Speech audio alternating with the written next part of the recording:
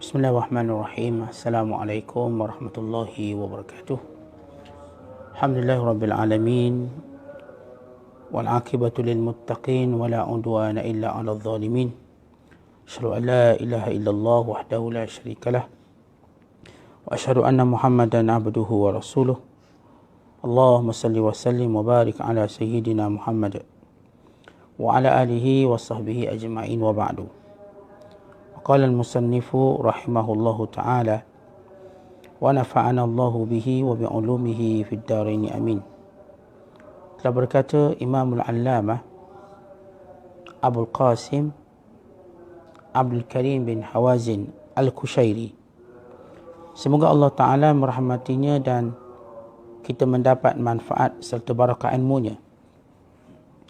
Imam Al-Qattani mengatakan, sesuatu yang tidak ditentang oleh orang Kufah, tidak oleh orang Madinah, orang Iraq, juga tidak oleh orang Syria, adalah zuhud terhadap dunia, kedermawanan yang sifat pemurah, dan berdoa supaya umat manusia mendapat kebaikan.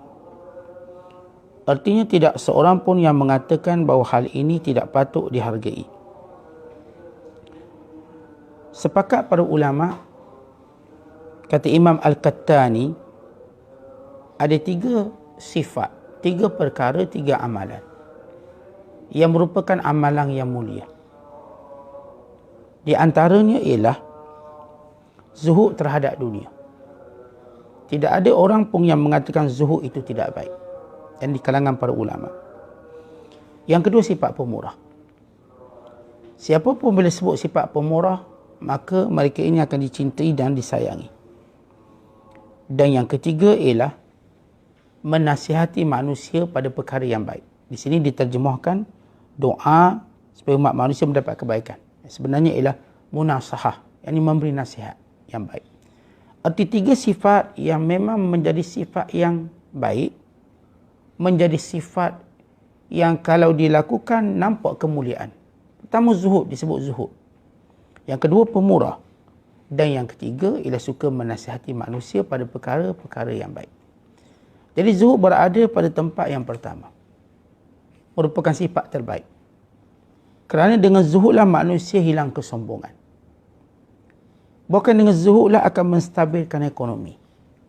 Sifat zuhud, sifat tamaklah menjadi ekonomi tidak mempunyai sistem yang baik, atau dengan kata yang lain akan berlaku cacar marba dan ekonomi. Kerana itu zuhud menjadi pujian Allah SWT dan ingatan Allah selalu kepada orang-orang beriman. Bila Allah menyatakan bahawa wallahu indahu husnul ma'ab. Ingat, di sisi Allah itulah yang terbaik, bukanlah di dunia ini. Kul mata'ud dunya qalil.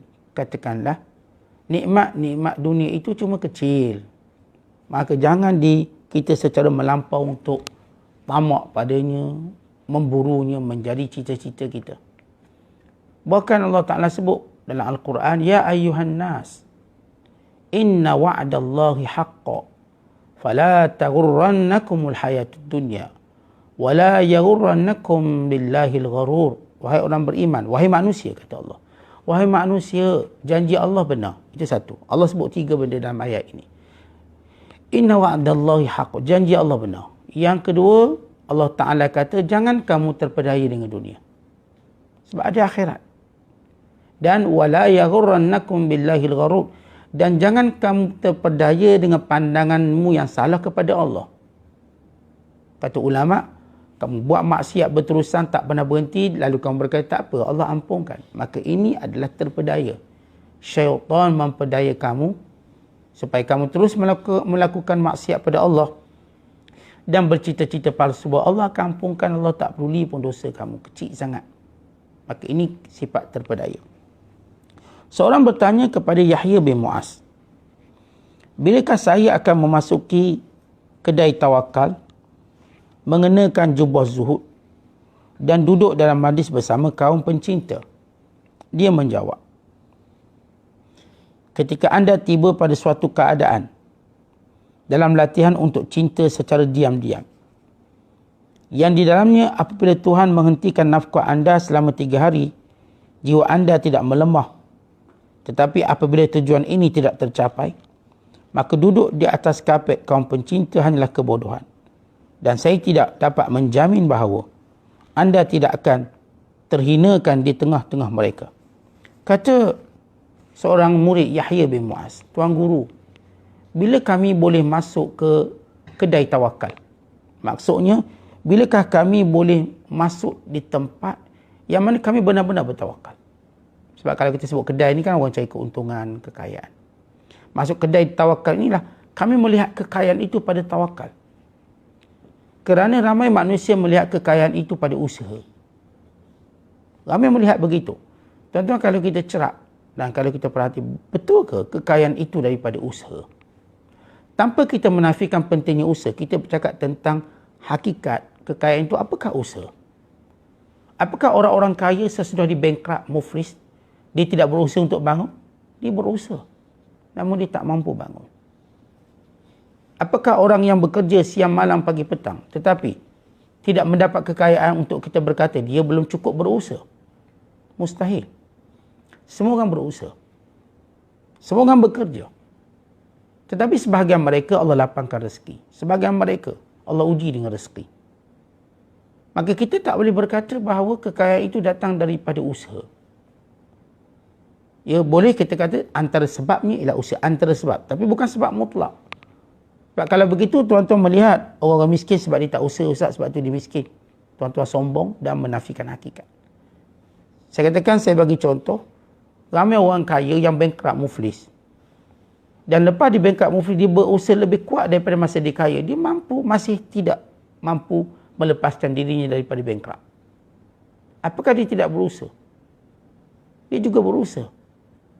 Jadi, bila kita memahami konsep tawakal, bukan menafikan usaha, tetapi melihat kepada sebab realiti, kaya itu datang daripada tawakal pada Allah. Kaya itu datang daripada tawakal pada Allah. Bukan tawakal yang kita maksudkan duduk diam, goyang kaki, okey kita kaya.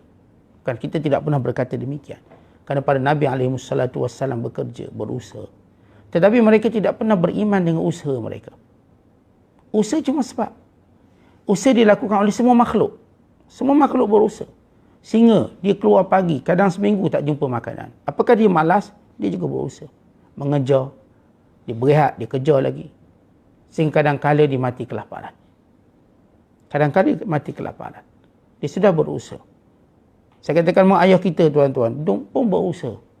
Tapi tidak ada bahagiannya untuk kaya. Kita mungkin usaha sikit, dengan apa yang mak ayah kita tinggalkan, kita cepat kaya. Itu hakikat yang kita nak faham. Bukan maksud duduk diam. Jadi, seorang murid bertanya Yahya bin Muaz, bagaimana aku nak masuk kedai tawakal? Yang aku nak kaya dengan sifat tawakal. Tak nampak usaha, tak nampak kerana aku ni orang terpengaruh, aku bijak, aku pandai. Tapi kerana serahanku pada Allah. Dan bila aku mampu memakai pakaian zuhud, yang ini penampilanku ialah zuhud. Dan bilakah, kata murid ini, aku mampu duduk bersama dengan orang-orang yang cinta kerana Allah? Kata Yahya bin Muaz, bila mana kamu Allah uji dengan tertahan rezeki kamu 3 hari, kamu tidak wasangka buruk pada Allah. Kamu mampu tahan. Kamu tidak mengeluh pun. Kalau Allah tahan rezeki kamu 3 hari je, untuk kita tahu bahawa Allah tidak akan tahan rezeki kita lebih pada 3 hari. Yang 3 hari mungkin kita tak dengar lah orang tak makan sampai 30 hari. Paling lama mungkin 3 hari. Itu elang monyet, dah 3 hari aku tak makan elang monyet. Monyet berkata, dah 3 hari aku tak makan. Satu tempoh yang kita katakan maksimum.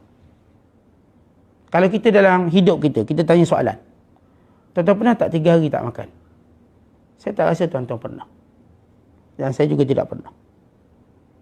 Mungkin paling lama tertahan setengah hari.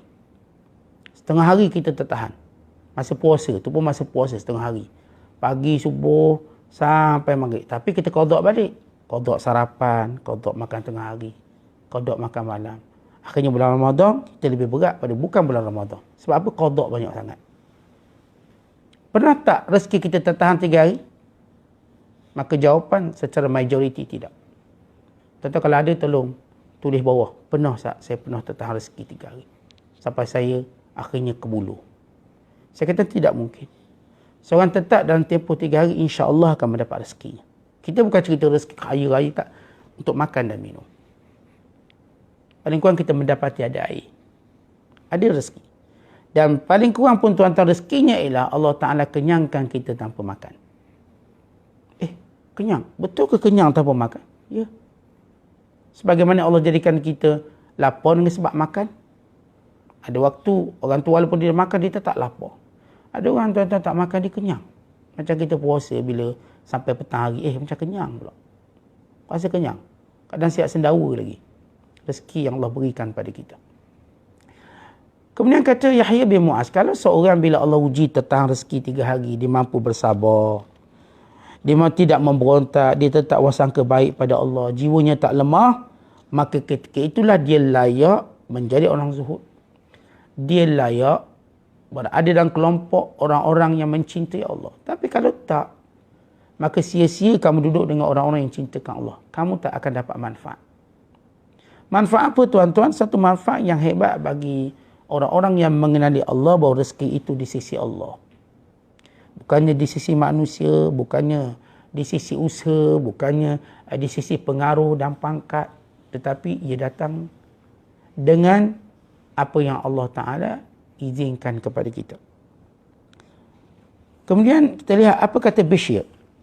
Kata Bishr, zuhud adalah seorang raja yang tidak menempati suatu tempat selain hati yang kosong. Bishr nak beritahu zuhud ini ialah raja. Siapa yang punya sifat zuhud, sebenarnya dia seorang raja. Raja yang sebenar. Sebab dia menguasai dirinya. Tuan-tuan, raja yang berpangkat bukan raja sebenar kalau dia belum mampu menguasai dirinya. Apa maksud raja? Ada kuasa. Tak mungkin kita nak jadi raja tanpa kuasa. Tetapi apa gunanya kita menceritakan kuasa-kuasa eksekutif itu dan ini, sedangkan kita sendiri tidak mampu menguasai diri kita sendiri. Saya tak mampu kuasai diri saya. Akhirnya saya melakukan yang haram, melakukan yang mungkar, melakukan maksiat, melakukan sekian. Maka sebenarnya saya masih lagi hamba pada hawa nafsu saya. Hanya orang yang zuhud mampu ditabalkan sebagai raja. Kerana dia akan mengawal dirinya. Dia akan mengendalikan hawa nafsunya. Kata Muhammad bin Ash'as Al-Bikandi, barang siapa yang berbicara tentang zuhud dan menyeru manusia pada zuhud sambil menginginkan sesuatu yang mereka miliki, maka Allah melepaskan kecintaan pada akhirat dari hatinya. Tuan-tuan, kadang-kadang ada orang bercakap tentang zuhud, tapi dalam masa yang sama dia tamakkan harta-harta manusia. Dia nak harta orang. Dia nak yang ada di tangan orang berpindah pada dia. Maka dia belum layak untuk bercakap tentang zuhud. Seorang yang bercakap tentang zuhud, dia tidak mahu pun bahawa harta itu berpindah pada dia. Kalau sekiranya harta itu berpindah pada dia untuk kebaikan, bukan untuk dirinya.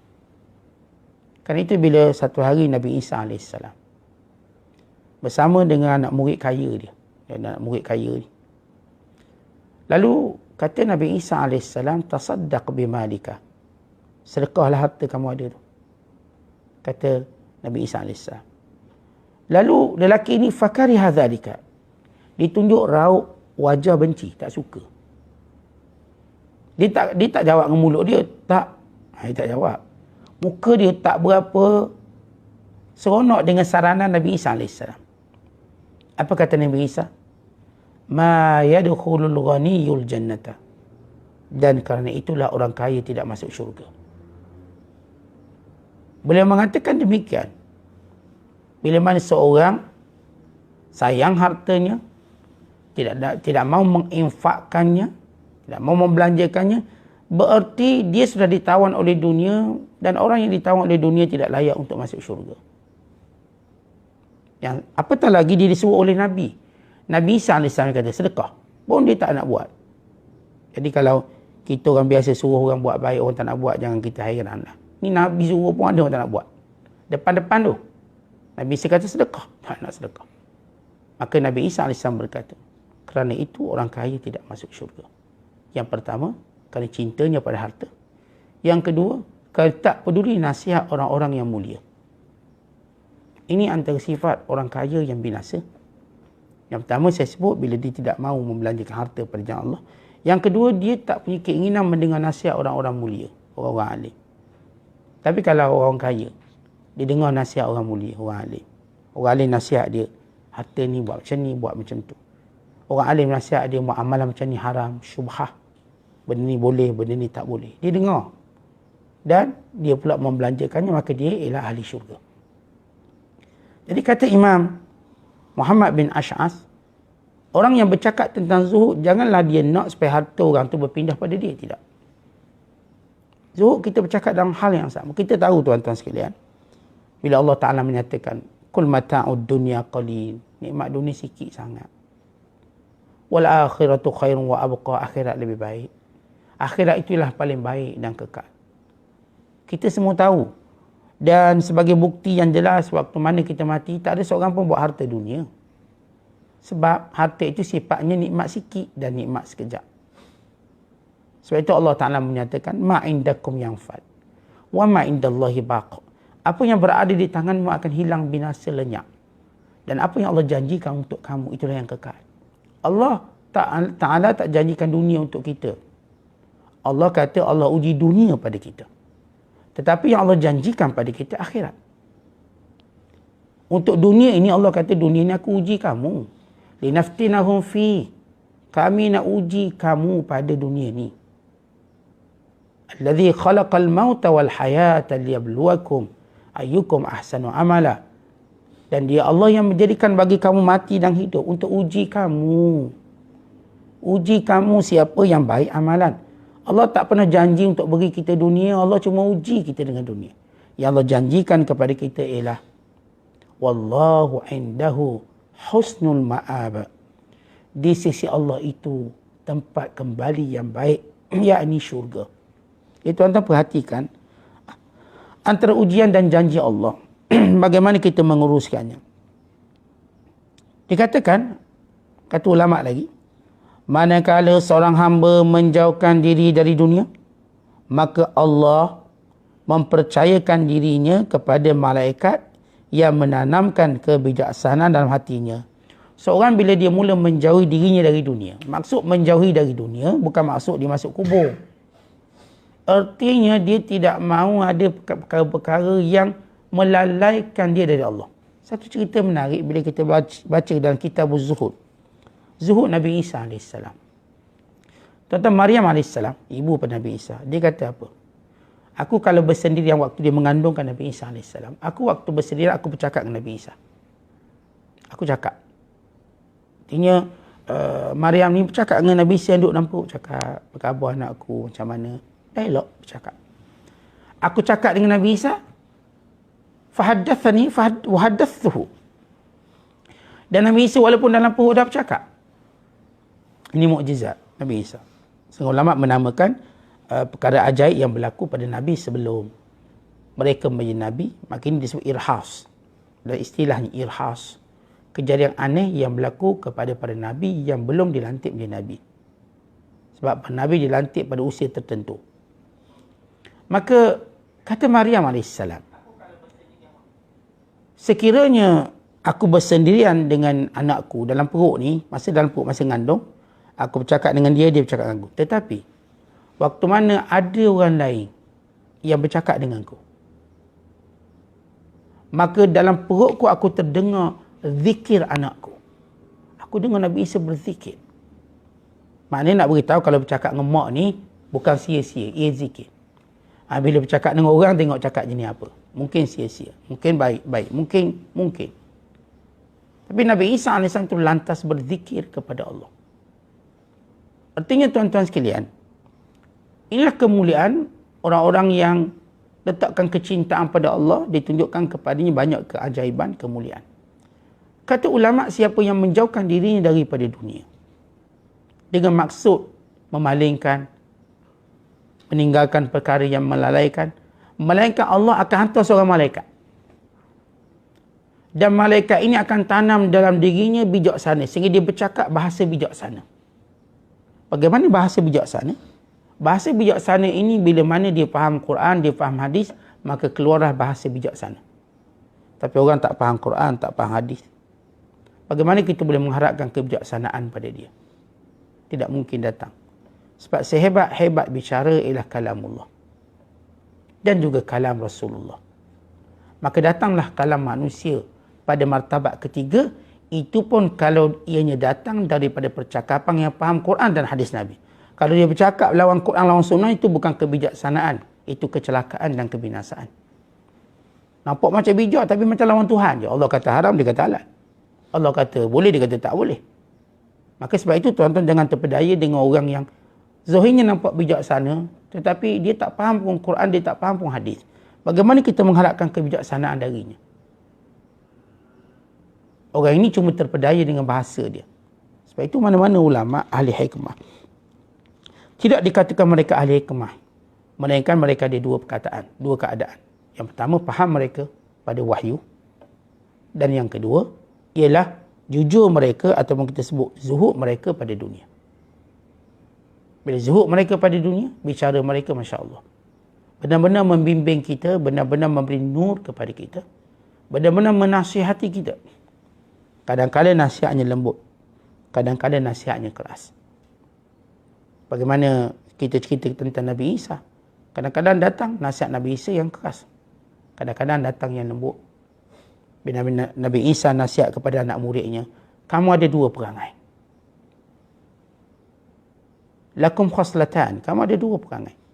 Maksud Nabi Isa bila Hawariyun ni anak-anak murid Nabi Isa. Nabi Isa AS sentiasa membentuk, mendidik anak-anak muridnya. Maka Nabi Isa akan menyebut sifat-sifat yang tak baik untuk dibaiki. Setengah kita kalau tok guru cerita sifat tak baik dia tak ngaku. Disalahkan tok guru, dia pula salah. Tok guru dia tak betul. Sebab apa? Sebab dia tidak bersedia untuk dididik. Kalau bersedia untuk dididik, maka dia terima. Maka dia antara syarat seorang nak berguru dengan seorang guru, dia bersedia untuk dididik. Bukan bersedia untuk membangkang, tak apa, saya akan berhujah, saya akan lawan. Bersedia untuk dididik. Lalu kata Nabi Isa, kamu ada dua perangai. Yang pertama, perangai kamu ialah ad-dhahik min ghairi ajab. Ketawa tanpa sebab. Maksud tanpa sebab munasabah. Dengar orang kentut ketawa, tak ada sebab. Bukan ini mengaibkan. Bila kita ketawa pada perkara yang mengaibkan, ini ketawa tanpa sebab. Yang kedua, at-tasabbuh min ghairi sahab. At-tasabbuh min ghairi sahab artinya kamu ni lewat bangun pagi walaupun tak jaga malam. Kita faham kalau orang dia lewat bangun pagi sebab berjaga malam. Kadang-kadang sebab dia jaga, dia tolong isteri dia sampai 3 pagi, 4 pagi, dia pun tak terkejut bangun. Biasa orang ni taklah terlajak sampai pukul 8, dia tak terlajak sikit je. Tapi dia dah namakan tak terkejut. Tapi yang anehnya, tidurnya pukul 8 malam. Bangunnya pukul 8 pagi. Awak ni bukan berjaga malam. Kalau nak kira, tidur dah macam baby ni awak ni. Arti ngantuk je kerja dia. Duduk kuliah sekejap, setengah jam kuliah, tidur juga. Semalam tidur pukul berapa? Semalam Ustaz lepas isyak tu tidur. Habis lepas tu ni ngantuk lagi, kenapa? Itu penyakit buruk kamu. Tapi kalau orang jaga malam, semalam Ustaz saya pukul 2 pagi, 3 pagi. Semalam 3 pagi bangun Ustaz kencing, 4 pagi bangun kencing. Kencing manis. Itu yang ngantuk sikit. Jadi yang Nabi Isa AS tegur anak murid dia dua benda. Yang pertama, ad-dhahik min ghairi sabab atau min ghairi ajab dalam bahasanya. Dan at-tasabbuh min ghairi sahab. Ketawa tanpa sebab, lebih pada bersifat menghina. Dan lewat bangun pagi tanpa sebab berjaga malam. Jadi maknanya tuan-tuan, kalau kita lewat bangun pagi sebab berjaga malam, itu tak tercela. Ya, setengah ibu-ibu yang anak-anak kecil ada buat susu, lepas tu bangun, buat itu, buat ini, penat dia. Akhirnya tengok pukul 9 pagi, terkejut. Dia nak tahu orang-orang yang memang tak biasa bangun lewat, bila dia bangun dia macam terkejut luar biasa. Tapi kalau orang biasa lewat, dia bangun pukul 9 lah, awal lagi. Dia boleh kata awal lagi. Ini perangai dia.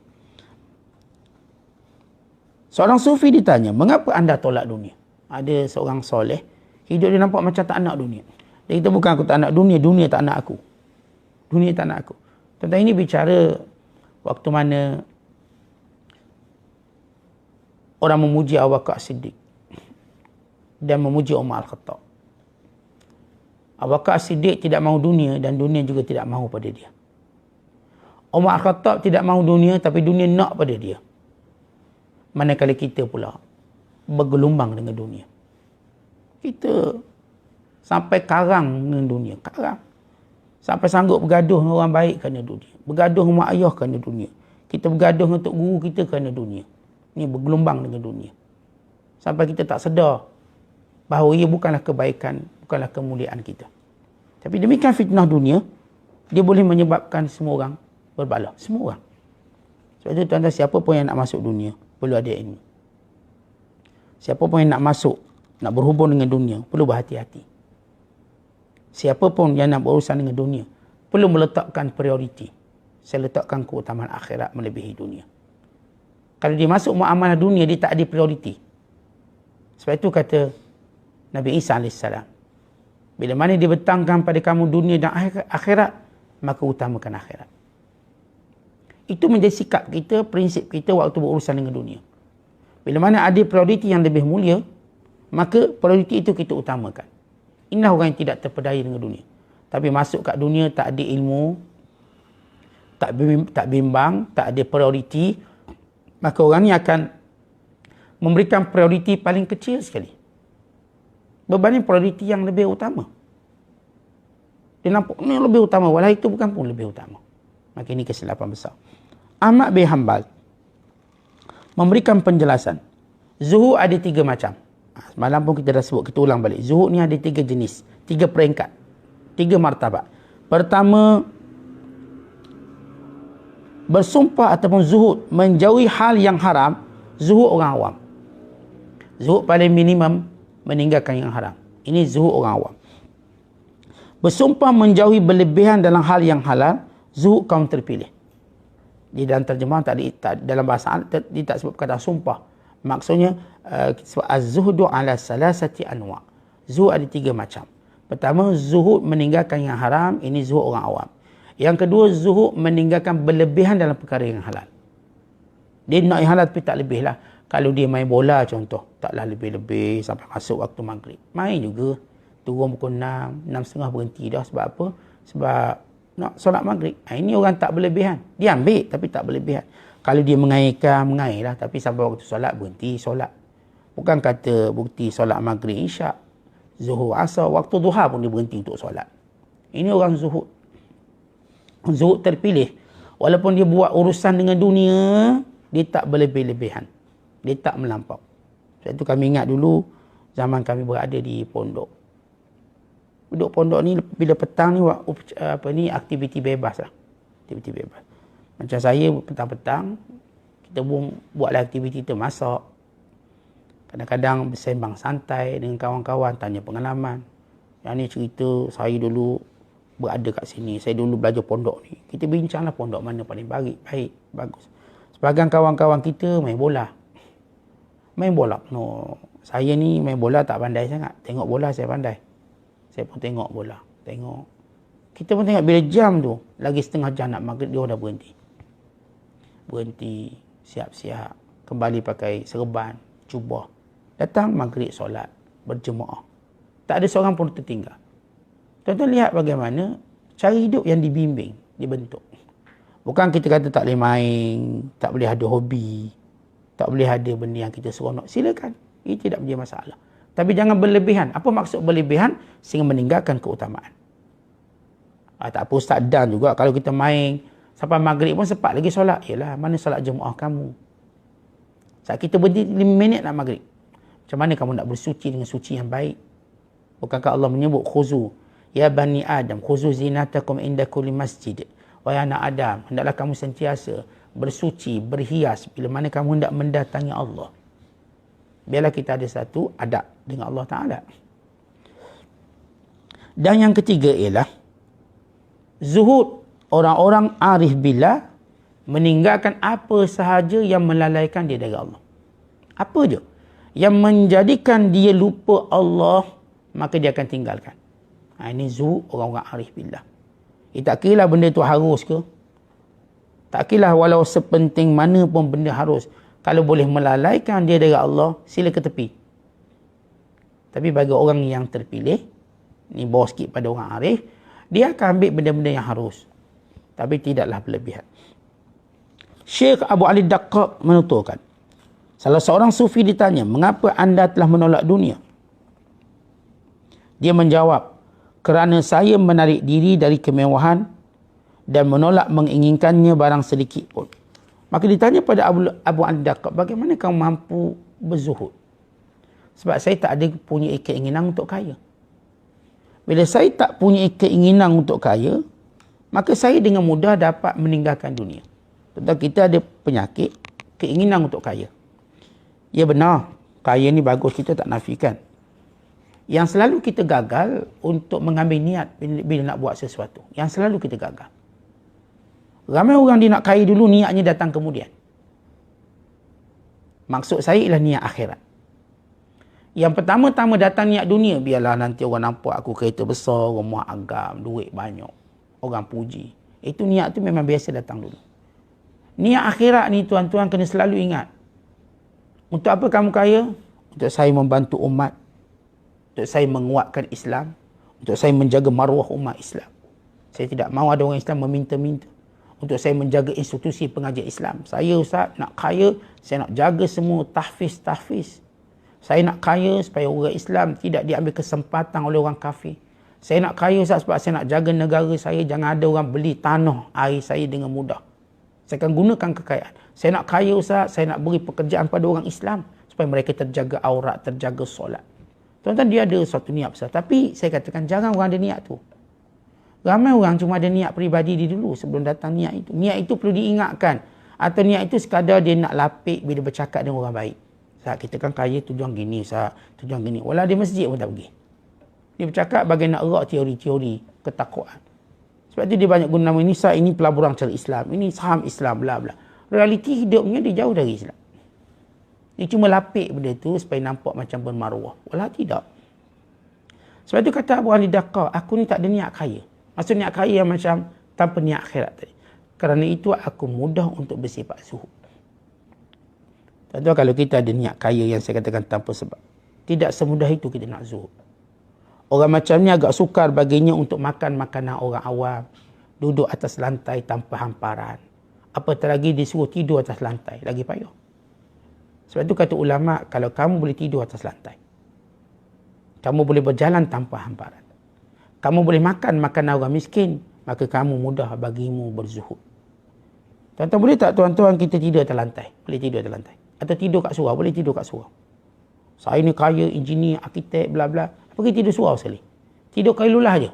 Oh malu saat kita biasa 5 star hotel, tilam, bla bla. Maknanya sukar bagi kita zuhud. Boleh tak duduk makan dengan orang miskin?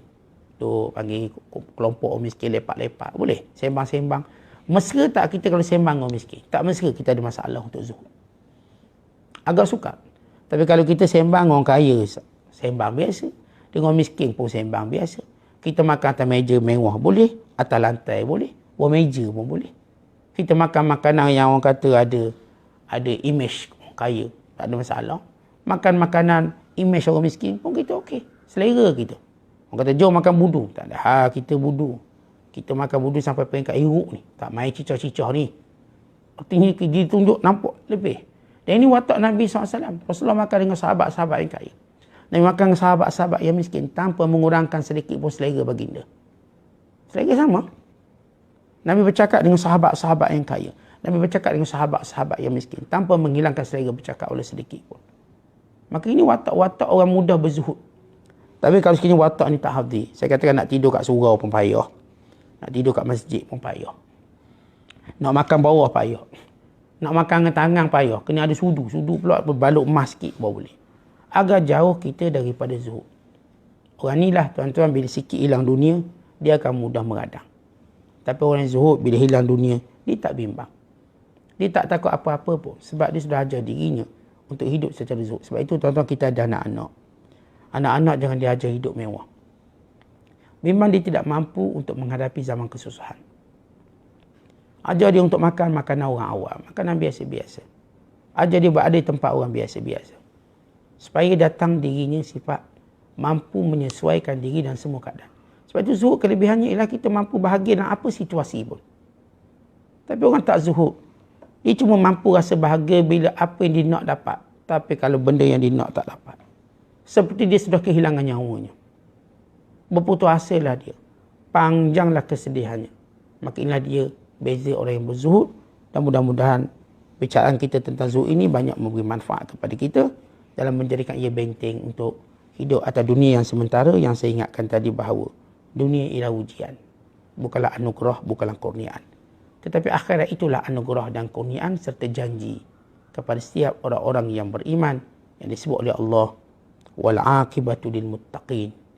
Dan akhirat itu kesudahan yang baik bagi orang yang bertakwa. Wallahu a'la wa a'lam bissawab. Assalamualaikum warahmatullahi wabarakatuh.